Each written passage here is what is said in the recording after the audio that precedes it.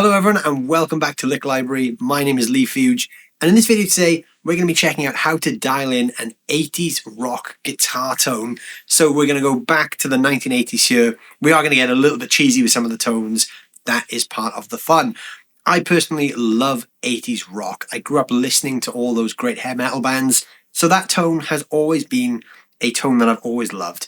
Even though it is slightly dated by today's standards, it's still a really fun tone to play with. So in this video, we're going to talk about some principles on how to get some of those 80s rock guitar tones. We're going to be talking about getting an 80s rock drive tone and then a clean tone as well. We're going to be talking about the guitar types that you're going to use, how you're going to set your amps, and what kind of effects you need to get that sound.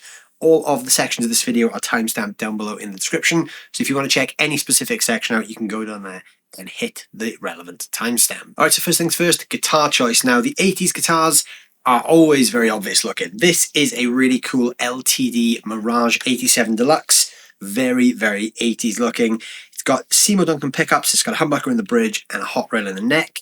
But the most important thing, as well as the high output humbuckers, is the Floyd Rose tremolo. So all the 80s guys used Floyd Rose tremolos for their big dive bombs and harmonic squeals. And really, if we're going for the 80s look, it's kind of essential to have a pointy headstock of some sort. You'd pretty much be hard-pressed to find many 80s guitars that didn't have a pointy headstock of some sort. But really, any Super Strat style guitar will be perfect for getting 80s style tones. If the guitar has a coil split so you can get some clean sounds, that's even better as well. You don't need a coil split, but it's useful if you do want to dial in some super sparkly clean tones. You can get some pretty good clean tones with humbuckers anyway. So yeah, guitar-wise, go for a Super Strat. You want at least a humbucker in the bridge and a Floyd Rose tremolo, and you're off to a good start. So amp-wise, a lot of the classic 80s guitar sounds are that kind of hot-rodded Marshall thing. So whether that came from a roaring 100-watt valve amp through a stack, or whether it came from a rack unit with different preamps and power amps, you're still kind of going for that big kind of mid-pushed Marshall-y sound. That was a big component in the 80s metal thing, whether that was the hair metal side of things, or whether you're talking about more of the kind of new wave of British heavy metal like bands like Iron Maiden and Judas Priest. It's still that big 80s kind of mid-pushed high-gain Marshall thing going on. So to get the sound in this video, I'm using the Cool Amplification 11, which is kind of like a hot-rodded plexi. I've got the amp set quite clean because I'm going to be stacking up some drive later on in the video. But the EQ is the important thing here. So we want a lot of low and a lot of mids for this tone because we are going to be playing a lot of things like double stops and kind of pedal notes. So we don't want the amp to be too thin sounding.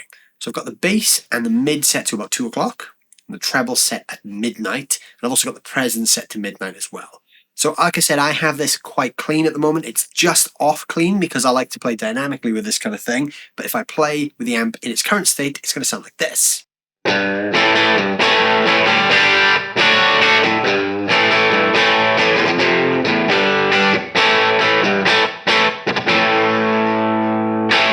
So there's not a ton of gain going on there. When I dig in, it gets a little bit more gainy. The whole point of this is so I can go between a clean and a drive sound with some pedals.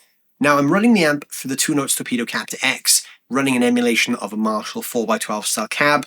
If you're using a real amp for this, you would obviously go for a bigger cab because you get more of that low end as well. Now the important stuff comes when we talk about the pedals. So first of all, we're going to talk about some drive tones.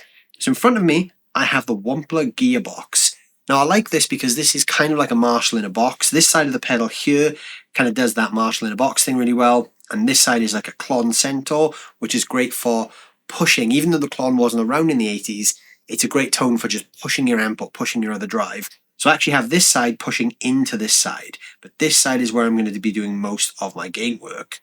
I've also got the TC Electronics Plethora X3 here, which I'm going to be using for chorus and delay. I've also got a noise gate running just to get rid of the hiss because I'm playing with quite a lot of gain.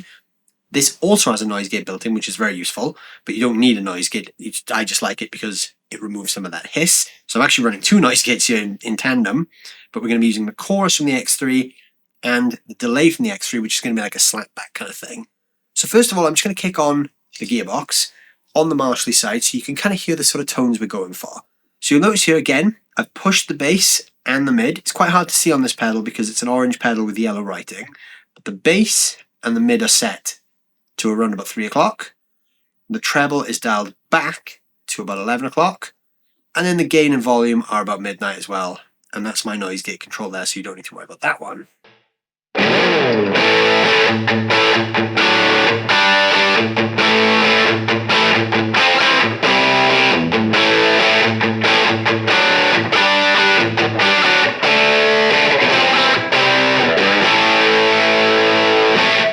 A really common trick to thicken up an 80s guitar tone is to use a chorus. So I'm using the TC Electronics Plethora X3 here for the chorus. So the chorus settings I've got are the depth is quite high, so I want a lot of kind of swirliness to this, and the level is quite high because I do want to hear the chorus, but the speed is very low. Now what this is going to do is this is just going to thicken up the tone. Think of this almost like fake double tracking, so it's kind of going to give the impression of two guitars playing the same thing at the same time. So I'm going to play that riff again with the chorus off, then I'm going to switch it on so you can hear how it sounds when the chorus kicks in.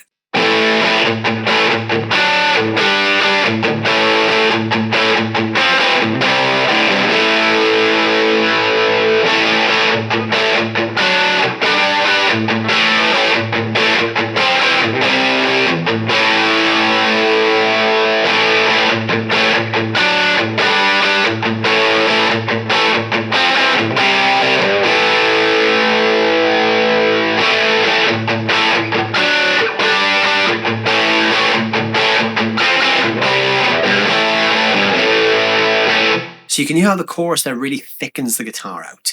Reverb, and a lot of reverb for that matter, is also a big part of the 80s tone. Now you can add a reverb pedal to your chain.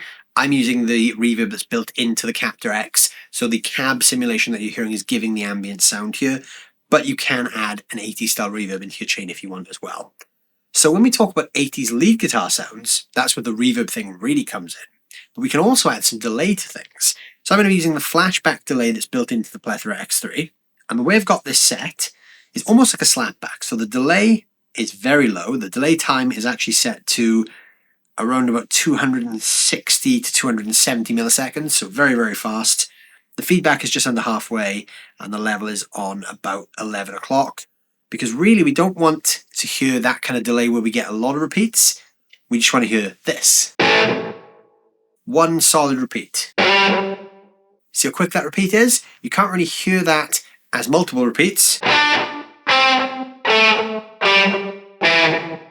of think of it as like a big reverb in a way. You just get that one kind of ping back. When you play lead guitar, it really fattens the sound out. And again, kind of gives the impression that you're playing a lot more than you are. This was a common trick a lot of 80s guitar players did use. To add a bit more gain to my lead sound, I'm also going to be using the clon side of the gearbox as well. So I've got the gain running quite high. The tone is set quite low because I don't want it to be too bright, and the volume is just enough to give it a bit of a kick.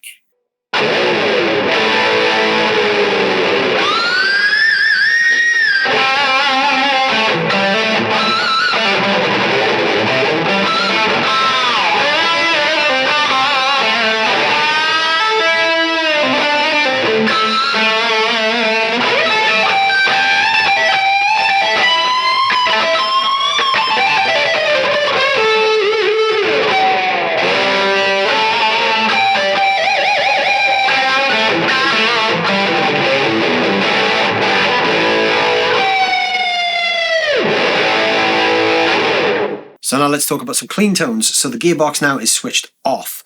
So this is the amp set to the cleaner sound. I'm actually going to go to my middle pickup position here, which is both pickups on at the same time, just to get a little bit more sparkle out of the tone.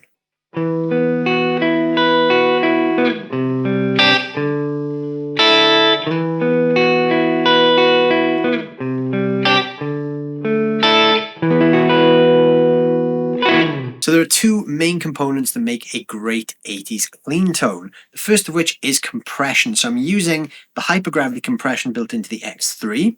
Now the settings here I've got quite extreme. So the level I've got quite low because I don't want this to boost my level. I just want it to kind of come in at unity gain. But I've got a lot of attack dialed in and quite a lot of sustain. So we want this to be very, very compressed. So without the compressor, it sounds like this.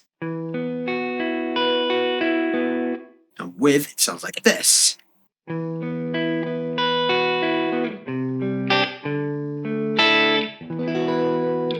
So having a heavy compression on an 80s style clean tone is great because it gives all the notes a little snap and it removes some of that low end bloom that we don't want in really sparkly guitar parts. The second main component is going to be chorus. So this is exactly the same chorus tone that you've already heard. This is just going to make our clean tone even more 80s.